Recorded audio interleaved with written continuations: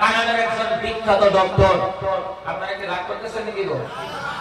কানাডার একজন বিখ্যাত ডক্টর, নাম ছিল ডক্টর গিরি মিলার। উনি মনে মনে ধারণা করলেন যে আমি কোরআনকে নিয়ে একটু স্টাডি করব। আল্লাহ শুকরিয়া, ভারতবর্ষের সংবিধানের মধ্যে 22টা ভাষাকে স্বীকৃত প্রাপ্ত 22টা ভাষা রয়েছে। আল্লাহ শুকরিয়া, এই 22টা ভাষাতে আপনি কোরআন ট্রান্সলেট পেয়ে যাবেন। একবার জোরে বলুন সুবহানাল্লাহ।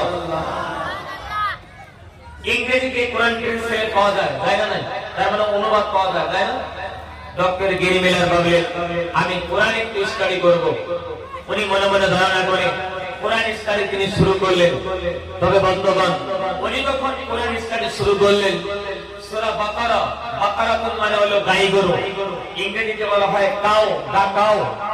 তারপরে আপনার উনি বললেন সূরা বাকারা, আলিফ লাম মিম যালিকাল কিতাবু লা রাইবা ফি, আই হাযাল কিতাবু লা রাইবা ফি। উনি বললেন যে this is the book of the holy Quran, যে আল্লাহ আমাদেরকে এমন একটা কোরআন দিয়েছেন দেয়ার ইজ নো ডাউট, যার মধ্যে কোনো সন্দেহ নাই। ডক্টর গিরি মিলার ভাবে এই তো সুবর্ণ সুযোগ, পৃথিবীর বুকে এত কিতাব অধ্যয়ন করলাম, কোন কিতাবের মধ্যে কেউ বলতে পারে নাই যে কিতাবের মধ্যে কোনো ভুল নেই, সন্দেহ নেই, কিন্তু কোরআনের মধ্যে প্রথমেই পেলাম কোরআনের মধ্যে কোনো ভুল তথ্য নেই।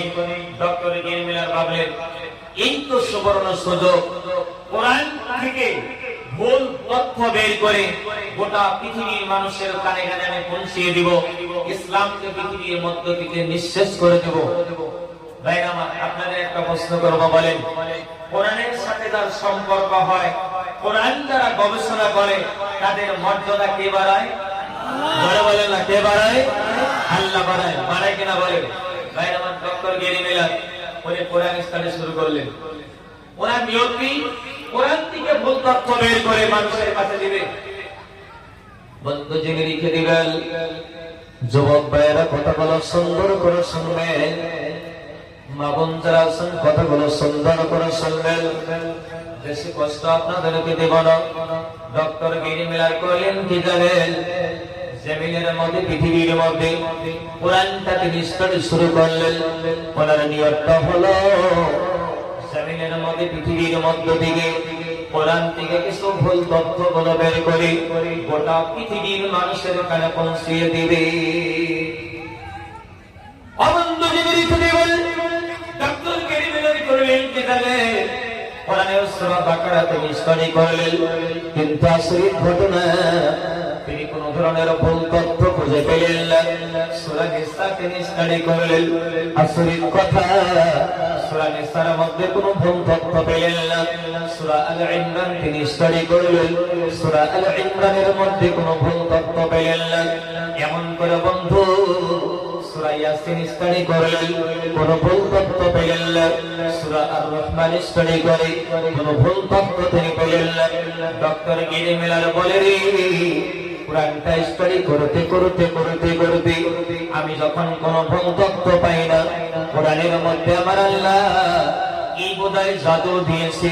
কোরআনটা স্টাডি করতে করতে করতে করতে কখন আমার দিলটা পরিবর্তন হয়ে গেল। আমি কোরআনটা স্টাডি করতে করতে আমার অন্তরের মধ্যে কোরআনের কি জাদু বোধ আমার অন্তরে ঢুকে গেল। আমি কালিমা পড়ে মুসলমান হয়ে গেলাম।